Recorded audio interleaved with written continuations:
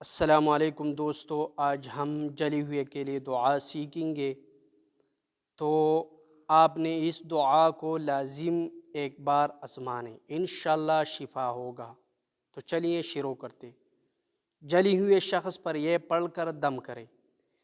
اذہب البأس رب الناس، اذہب البأس رب الناس، اشف انت الشافی لا شافی الا انت۔ ترجمہ: دور کر دے تکلیف کو اے لوگوں کے پروردگار، شفا دے دے تو ہی شفا دینے والا ہے، تیرے سوا کوئی شفا دینے والا نہیں۔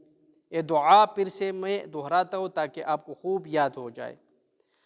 اذہب البأس رب الناس، اشف انت الشافی، انت الشافی لا شافی الا انت۔